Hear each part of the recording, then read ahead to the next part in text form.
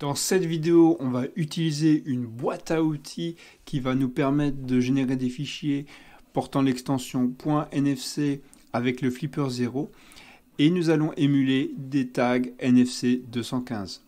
Dans une première partie, on va décrire brièvement ce que c'est un tag N215. Ensuite, on va voir comment utiliser l'outil de Toolbox DevilBit pour générer les fichiers NTAG215. Et enfin, on passera à une démonstration et une conclusion sur ce que nous avons appris dans cette vidéo.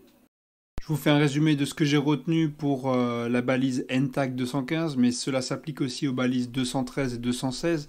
Elles ont été développées par NXP Semiconductor en tant que balises NFC respectant les standards ICS. Et elles sont donc destinées à être utilisées dans des applications grand public, telles que la vente au détail, les jeux électroniques grand public. En communication donc avec un appareil capable de les lire, vous pouvez par exemple utiliser un téléphone ou même le Flipper 0 dans notre cas. Vous trouverez dans la description quelques spécifications si vous êtes curieux à ce sujet. Les NTAG sont utilisés dans divers domaines. Moi, j'ai pensé particulièrement aux Zambio. Vous avez peut-être joué déjà avec des consoles Nintendo et ces petites figurines qui vous permettent de débloquer des actions dans les jeux. Quant au Flipper 0, vous pouvez trouver différentes applications telles que les bracelets ou même les autocollants. Là, dans la vidéo, j'ai un autocollant, vous pouvez voir, et vous pouvez le coller où bon vous semble. Je trouve que c'est vraiment intéressant parce qu'ils peuvent être utilisés comme des raccourcis pour automatiser certaines tâches. Vous le scannez avec votre téléphone et il peut par exemple lancer une application ou même des macros.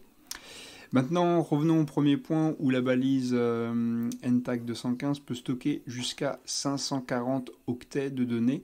Cela signifie que la balise que j'utilise ici peut stocker jusqu'à environ donc 540 caractères. En utilisant le codage ASCII, chaque caractère utilise un octet en soi, et donc 540 octets représentent jusqu'à 540 caractères. Merci à Peter pour sa boîte à outils de script pour le Flipper 0. On va utiliser le script NFC Gen Phone qui, comme son nom l'indique, permet de générer pour votre smartphone un fichier NFC qui va être émulé avec le Flipper 0 et celui-ci va contenir un numéro de téléphone. Donc l'idée, c'est de scanner le Flipper 0 avec votre smartphone et ça va appeler automatiquement un numéro de téléphone. J'ai déjà copié au préalable mes différents fichiers .nfc à l'aide de QFlipper dans le Flipper 0. Il ne me reste plus qu'à ouvrir l'application NFC et à ouvrir le dossier où se trouvent mes fichiers afin de les émuler. Donc j'ai trois fichiers. Je vais commencer par le fameux Rickroll. Donc il était déjà présent dans le repository. Je l'ouvre et maintenant je vais cliquer sur émuler. Maintenant, donc, le Flipper 0 est en train d'émuler le fichier. Je ne vais plus y toucher.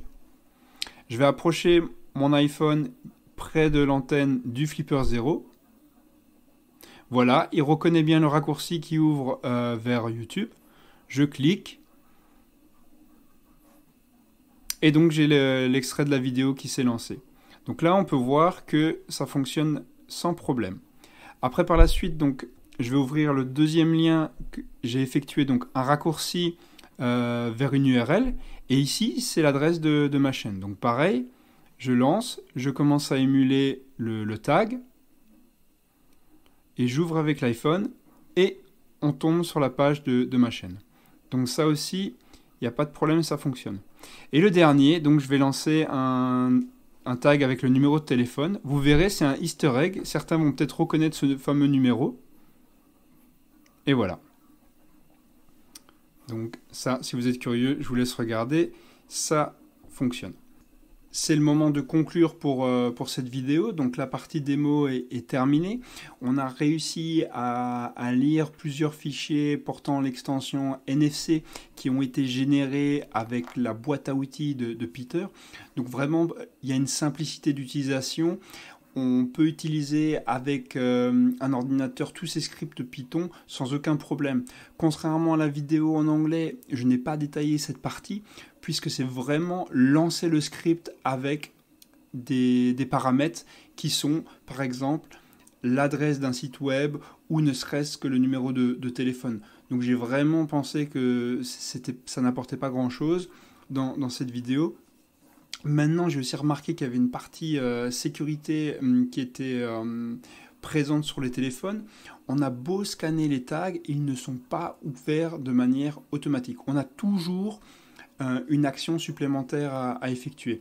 Maintenant, il faut toujours faire attention aux tags ou je ne dirais même aux QR codes qu'on scanne, que ce soit dans des restaurants ou ailleurs, puisqu'on n'est jamais à l'abri justement que ce soit un lien malicieux et on a cliqué dessus et ça peut par exemple lancer un site qui exploite une vulnérabilité zero day et dans ce cas-là, je veux dire, on ne peut pas savoir avant même d'avoir regardé quel est le lien qui se cache justement derrière le QR code ou le NFC.